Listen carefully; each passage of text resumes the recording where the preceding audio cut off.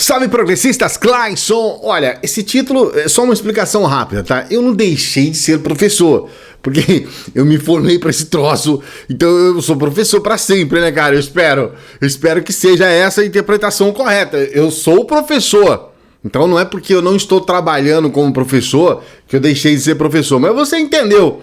O título tem essa alusão realmente ao fato de que eu não estou mais trabalhando como professor e não quero mais trabalhar como professor, e pelo menos, obviamente, nos próximos 4 anos, e vou explicar hoje aqui para você os motivos disso, tá certo? Só que antes eu quero pedir para você dar o joinha aqui no vídeo, você que já conhece o nosso trabalho, já sabe que as coisas aqui são sérias e bacanas, dê o joinha, tá bom? Mesmo que você não conheça, dê o joinha, se você não gostar, depois você tira o joinha, mas pelo menos você já deu para não esquecer. E se inscreva no canal, nós precisamos da sua inscrição. Olha só, presta atenção, nós precisamos da sua inscrição. Se inscreva no canal, por favor, tá certo? E se você é inscrito, ative o sininho. Bom, uma coisa que é o ponto de partida da nossa conversa hoje aqui. Muitas pessoas, Clayson, é claro, você pediu demissão porque você mudou de cidade. E sim, de fato, eu estou agora no Rio de Janeiro, mas eu quero dizer pra você que aqui no Rio de Janeiro tem faculdade, pô.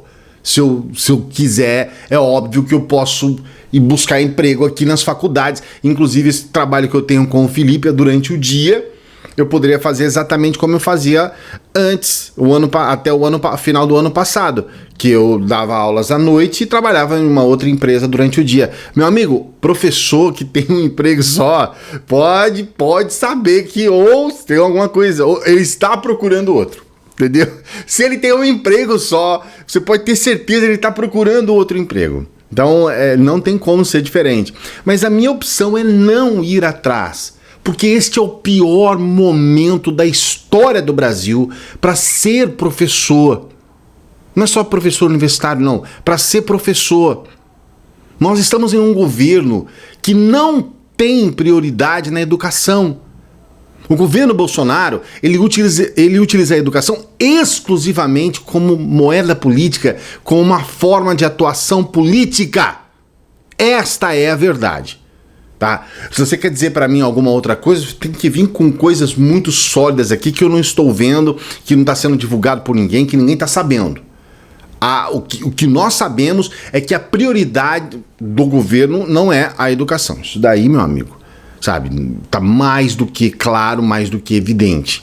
Então, a gente sabe que é um momento muito ruim. Mas você sabe, você que conhece o canal, você que conhece o trabalho que a gente desenvolve aqui, você sabe que a gente tem uma certa, digamos assim, um deslocamento, vamos dizer assim, né? Uma certa distância do fanatismo, do extremismo, tá? Então, eu quero fazer aqui um exercício contigo. Os problemas que a gente está vendo hoje nas universidades, que estão se agravando e vão se agravar ainda muito mais. Eu quero dizer para você que com o Bolsonaro as coisas vão piorar muito. Daqui a pouquinho eu falo porque eu acredito nisso. Mas antes eu quero deixar claro para você, os problemas que a gente está vendo hoje não são decorrentes desses 7 meses do Bolsonaro. Não são. O Bolsonaro não tem responsabilidade ainda sobre o que está acontecendo nas universidades brasileiras. Então, qual é... Assim, a gente pode dividir isso em 2 pontos, tá? O ponto que a gente poderia dizer do ensino propriamente, o que é desenvolvido do ponto de vista pedagógico, e o outro ponto que é o administrativo. Esse ponto, a gente pode falar sobre ele em algumas questões que eu considero fundamentais. A primeira, nós temos uma quantidade absurda de universidades federais, por exemplo, que devem milhões. E nós precisamos entender como que chegou a esse ponto. Nós sabemos que houve por parte do governo uma falha enorme com relação a verbas, com relação a problemas de repasse e tudo mais. Sabemos disso. Mas me explica uma coisa, como nós chegamos, por exemplo, no caso da UNB, a Universidade de Brasília, que chegou a um rombo de 92 milhões. 92. Como que a gente chega numa situação como essa? Sabe? Então a gente percebe que há um problema de gestão também. Essa gestão, ela pode não ser exclusivamente uma responsabilidade apenas da UNB, mas nós sabemos E eu estou falando só de uma, hein? Todas as universidades brasileiras, universidades federais brasileiras, encontram problemas nesse sentido, e quando foi anunciado esse corte, que eles falam um outro nome, eu vou continuar insistindo que é um corte, tá? Quando eles anunciaram isso, algumas universidades brasileiras já declararam que não chegam nem até o final do ano, se fosse haver o corte da forma como foi anunciado num primeiro momento. Depois eles mudaram isso. O outro problema é o problema de ensino. E aí fala aquele que esteve lá, certo? Aqui não é um chute, não é o que eu penso, o que eu acho. Não é um achismo aqui, tá? A primeira questão: há um pensamento utilitarista por parte da maioria dos professores das universidades. Eles pensam muito em si. É grave quando você tem um pensamento muito mais voltado por questões pessoais, se você realmente precisa fortalecer uma instituição. Então a gente vê por parte... é lógico que eu não estou aqui dizendo que são todos, e é claro que este é um problema bem específico, mas ele existe. Ele existe. Quem é professor sabe do que eu estou falando. Então, assim, vejo muito o meu lado, mas a questão institucional é sempre relegada a quinto plano. Na verdade, o professor, ele pouco se importa pela questão institucional. Eu nem estou querendo dizer que o professor tem 100% responsabilidade em cima disso, porque essa é a cultura que é cobrada do próprio professor. Então, hoje, a gente acaba se perdendo no meio de tanta burocracia. A gente passa muito mais tempo assinando papel, fazendo coisas completamente, pelo menos no meu pensamento, completamente imbecis. A gente passa tempo nessas questões, perdendo tempo nisso, do que propriamente dando aula, ou preparando uma boa aula, ou procurando se qualificar para trazer novas informações para os alunos, enfim. Há uma disparidade aí entre o que é realmente o trabalho mesmo de um professor e aquilo que se pensa ser o trabalho, aquele romantismo todo. Vou entrar na sala de aula, vou dar uma aula muito legal, que é o que todos nós mais queremos. Então existe essa questão. Existe uma cultura que faz com que o professor ele pense muito mais nele, sabe, do que na instituição. Existe uma outra questão que faz com que a nossa educação aqui no Brasil não alcance um resultado. Vou falar hoje exclusivamente sobre a questão universitária, estou falando de universidade hoje, e estou falando dessa questão dos motivos das minhas críticas, a crítica de um professor universitário ao sistema, alguém que conhece a coisa para saber, para te falar. Um dos problemas que eu considero gravíssimos é o Web Science, por exemplo. Nós temos uma base de periódicos científicos que é alimentada na língua portuguesa. A gente coloca os nossos periódicos científicos em português na base. E aí, meu amigo, esquece, sabe? A gente perde a relevância internacional porque a pessoa precisa aprender o português para depois entender o que está sendo dito nas nossas teses, nos nossos trabalhos científicos, que, diga-se de passagem, são de excelente qualidade. Não tiro esse mérito, mas nós colocamos as nossas bases todas em português, e isso já é uma coisa que vem de muito tempo, e a gente perde a nossa relevância internacional. Não é só isso. Se você observar as principais universidades brasileiras, USP, a Unicamp, as universidades das capitais, que são muitas realmente sensacionais, você vai perceber que praticamente não há aulas em inglês. Então, não há uma internacionalização dos nossos cursos e não há uma internacionalização do nosso ensino. O que isso pode ocasionar em problemas? Primeiro, você não consegue contratar um professor top de linha internacional para vir dar aula aqui. A não ser que o cara realmente... É o que eu estou dizendo para vocês, gente. O português, do ponto de vista científico, do ponto de vista de ciência internacional, do ponto de vista de educação, português é um impedimento, sim. Não estamos ativos na base de periódicos científicos, com isso diminui muito as citações dos nossos estudos, esses estudos perdem a sua relevância. Há um gap gigantesco com relação ao nosso ensino em função disso. Nós temos um outro problema, e aqui eu quero deixar claro para você que talvez seja o maior problema que nós temos, que tende-se a agravar muito, profundamente no governo Bolsonaro, que é a questão das pesquisas. Então nós já tivemos o ano passado, por exemplo, a USP, ela caiu em pontos do ponto de vista internacional, em avaliação internacional, exatamente nesse fator pesquisa. A Unicamp é a mesma coisa, ela caiu o ano passado em relação ao ano anterior, exatamente no que diz respeito às questões de pesquisas. E pesquisa demanda dinheiro, pesquisa demanda investimento, pesquisa, acima de tudo, ela demanda tempo. Muitas pesquisas, elas se alongam por anos e anos, mas mesmo assim a gente sabe que teremos um grande déficit nas pesquisas aqui no Brasil. E quando você acaba com as pesquisas, você acaba até com o sentido de uma universidade, a razão de ser de uma universidade. Porque a universidade, ela não, a gente tem uma visão a respeito da educação um pouco complicada. A gente acha que na universidade a gente vai continuar somente absorvendo conhecimento. Não deveria ser assim nem no pré-primário. A gente deveria, de alguma forma, né, dentro das possibilidades, mas a gente deveria estar construindo conhecimento desde do pré. Mas a gente vai passar a fazer isso de forma prática na universidade. É lá que, além de absorvermos conhecimento, nós produzimos conhecimento. E a gente produz conhecimento nas universidades por intermédio das pesquisas, dos trabalhos práticos que são desenvolvidos lá.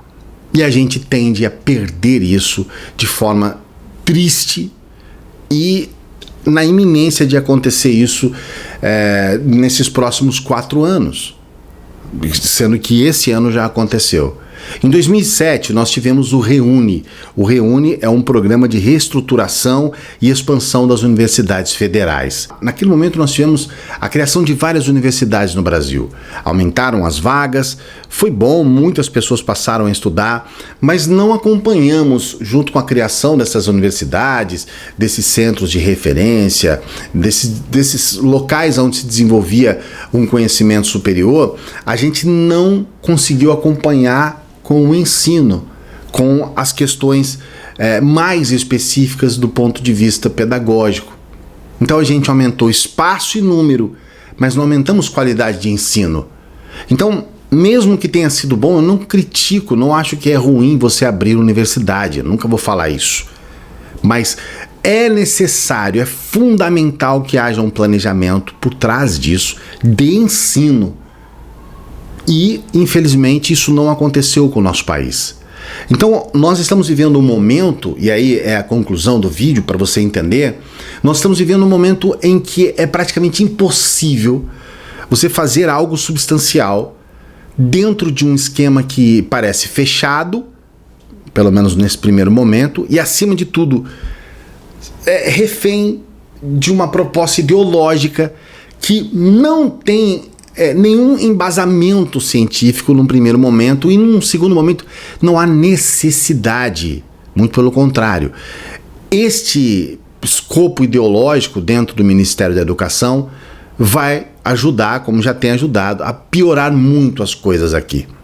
Então nós estamos no momento em que o ministro da Educação ele está vendo se ele vai passar a cobrar ou não os cursos das universidades federais. É uma discussão muito ampla, merecia um debate muito gigantesco para que a gente pudesse tomar alguma medida a respeito disso, e não numa simples canetada. Mas pelo menos já sabemos que, ao menos nos cursos de pós-graduação, de mestrado, doutorado, ao que parece será, pelo menos ao que parece, será cobrado. Vai passar a ser cobrado, não mais será gratuito. É um debate.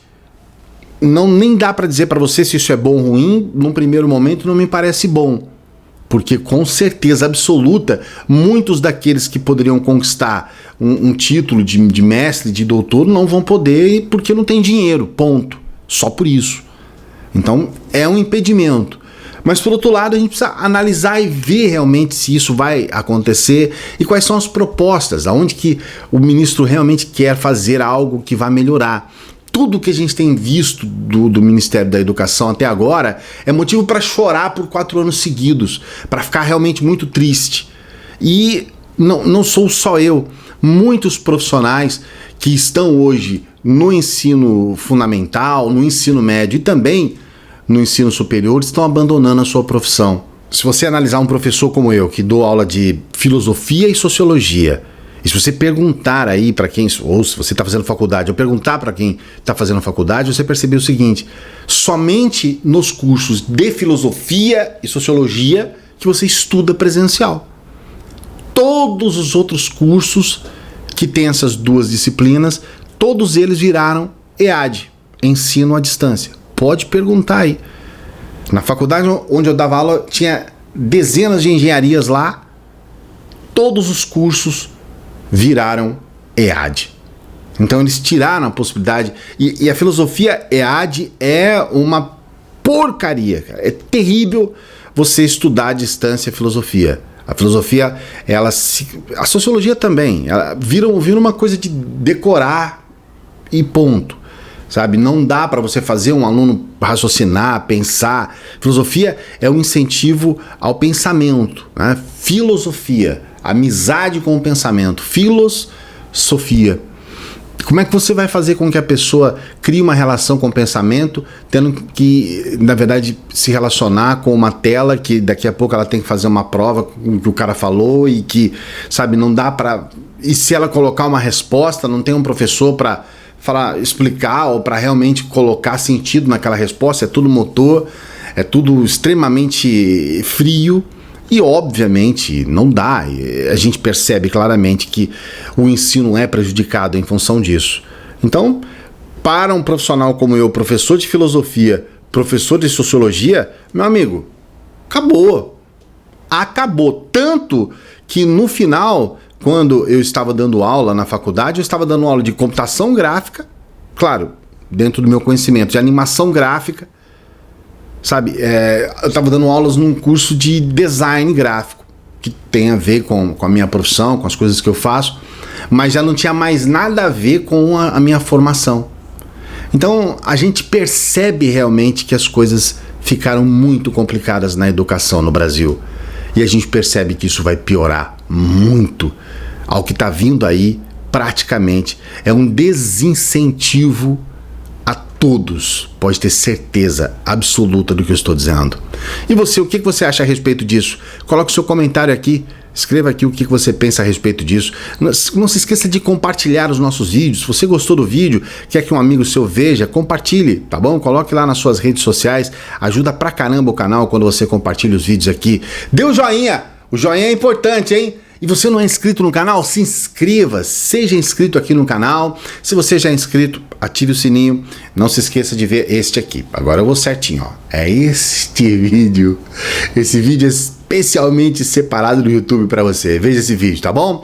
Obrigado por ter acompanhado mais um vídeo por aqui. Você sabe, tem vídeos quase todos os dias aqui no canal.